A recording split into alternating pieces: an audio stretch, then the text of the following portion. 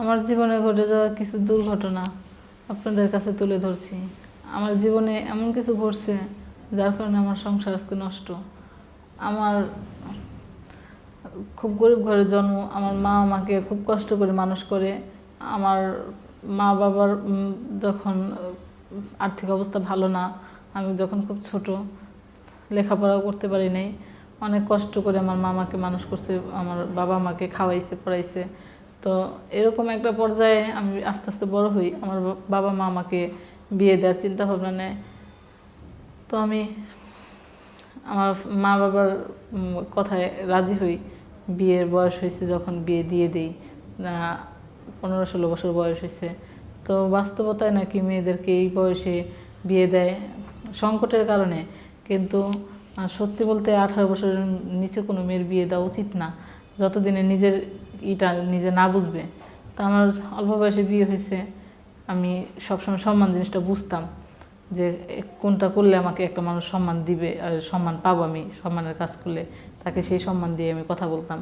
তো আমার মা বাবা আমাকে বিয়ে দিল মধ্যবিত্ত একটা ঘরে, যে একবারে সে ধনী তাও না, একবারে গরিব তাও না, মোটামুটি পরিবারের মধ্যে আছে।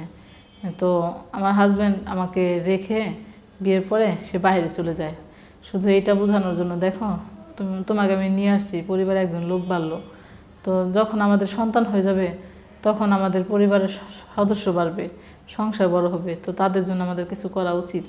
তো আমার হাজব্যান্ডের কথা শুনে আমি রাজি হলাম যে ঠিক আছে, তুমি যখন বাইরে যাবা যাও, কেননা আমাদের ভালোর জন্যই তো বলতেছে, আমিও তাহলে তোমার অপেক্ষায় থাকবো। এই কথা বলার পরে সে ডিসিশন নিল বাইরে চলে যাবে, বাইরে চলেও গেল। কিন্তু যখন বাইরে চলে যায়, বাড়িতে আমাকে রেখে যায়।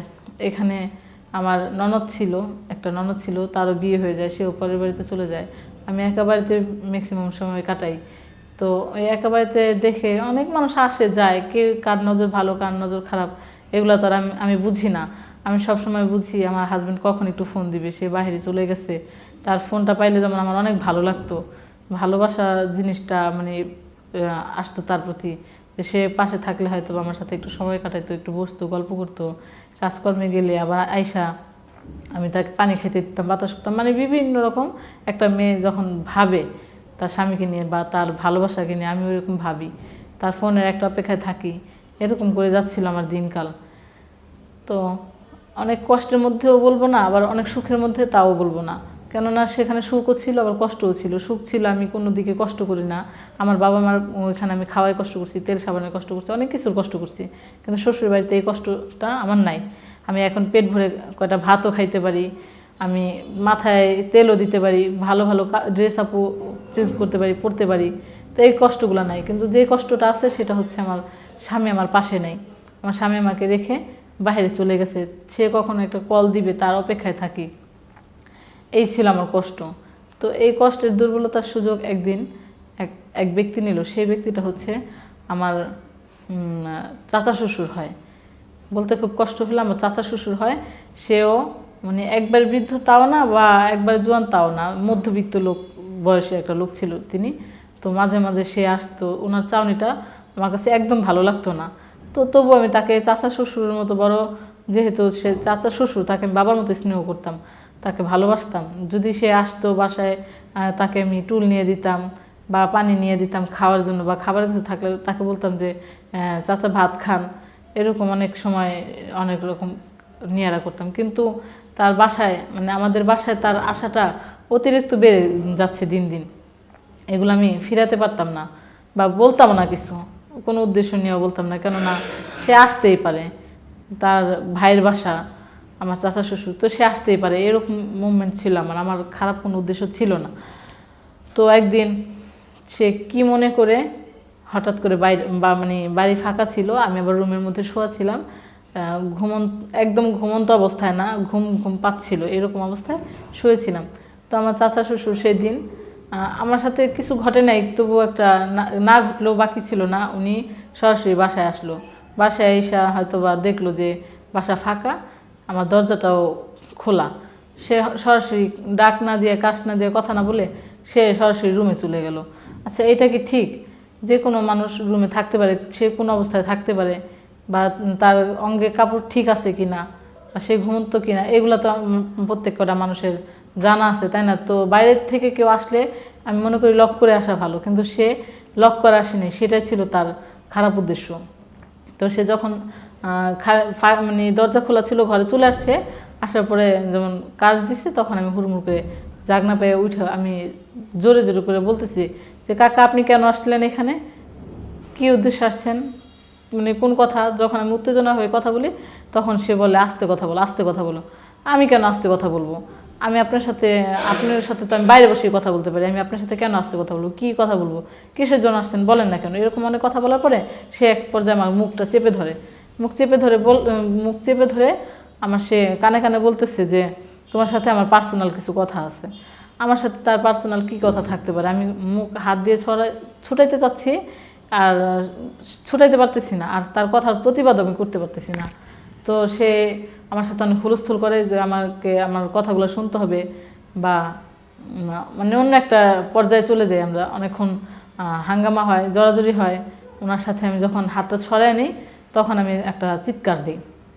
চিৎকার দেওয়াতে দেখা যাচ্ছে পাশ দিয়ে কোনো মানুষ যখন যায় শব্দ পাইলে কিন্তু সে চলে আসে। তো সেই আমার চিৎকারের শব্দ আমার এক চাচাতো দেবর তার বউ পায়, আমার যা হয় রিস্তা মতো, সে আমার যা হয়। তো সে দৌড়ে চলে আসে, দৌড়ে চলে আসলে পরে দেখে যে আমার চাচা শ্বশুর আমার সাথে হুলস্থুল করতেছে।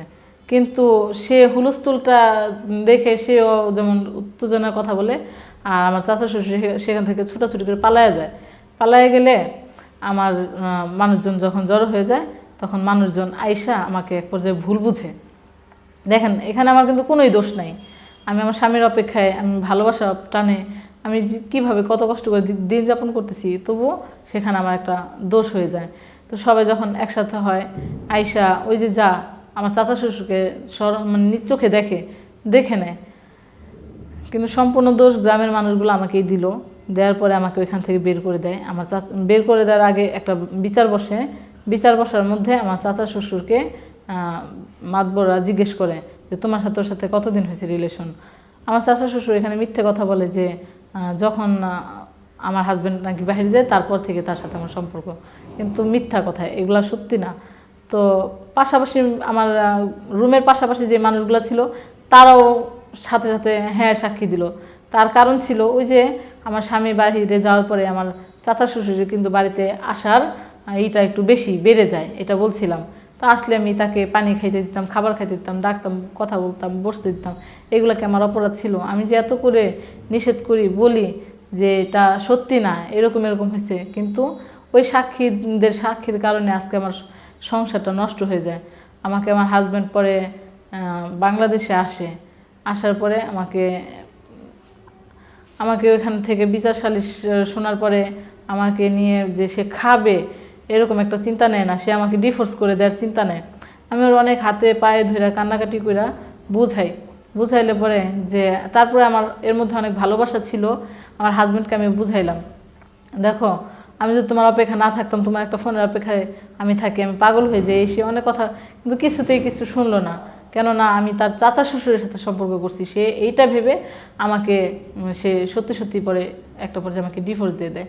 আর আমাকে বলে তুই যদি আজকে আমার একটা চাচা তো ভাইয়ের সাথে সম্পর্ক করতি, রিলেশন করতে আমি ধরে রাখতাম, যদি আমার একটা কোনো আপন ভাইয়ের সাথে করতি তাও আমি ধরে রাখতাম, বা বাইরের কোনো রিস্তা মতো যদি সম্পর্ক করতি তাও আমি ধরে রাখতাম যে এটা ভুল করছিস, কিন্তু তুই তো আমার চাচার সাথে রিলেশন করছিস, এটা আমি কি করে মেনে নিই। আজকে তুই যদি আমি তোর নিয়ে খাই, চাচা পাশ দিয়ে যাবে, হাসবে একদিন, আমি ওইটা সহ্য করতে পারবো না, এটা বলে আমাকে সে ডিভোর্স করেই দেয়। ডিভোর্স করে দিলে আমি আমার বাপের বাড়িতে চলে আসি, তার ওই ভুল বোঝাটা নিয়ে আমি বাপের বাড়িতে চলে আসি। বাপের বাড়িতে আসার পরে আমার মা আমাকে বুঝে, আমার মা জানে যে আমি কীরকম মেয়ে, কষ্ট করে বড় করছে। তো আমার মা আমাকে বোঝার পরে আমাকে অনেক সান্ত্বনা দেয়, দেওয়ার পরে সে আমাকে অন্য একটা জায়গায় বিয়ের কাজকর্ম ঠিক করে ওইখানে আমাকে বিয়ে দেয়। বিয়ে দিলে এখন আমি ওইখানে অনেক সুখে আছি, ভালো আছি। তো আমার যেই ভুলটা ছিল না, হাজব্যান্ডদের ক্ষেত্রে বলবো, তো আপনার বউ যদি এরকম ভুল না করে তার সমাধান আপনারাই দিতে পারেন। তো এই ছোটো ছোটো ভুলগুলা আপনারা বড় চোখে দেখবেন না, সেখানে সমাপ্ত দিবেন, তাহলে দেখবেন সুখ চলে আসছে। আমার মতো ভাগ্য আর কারো হবে না। এই ছিল আমার গল্প।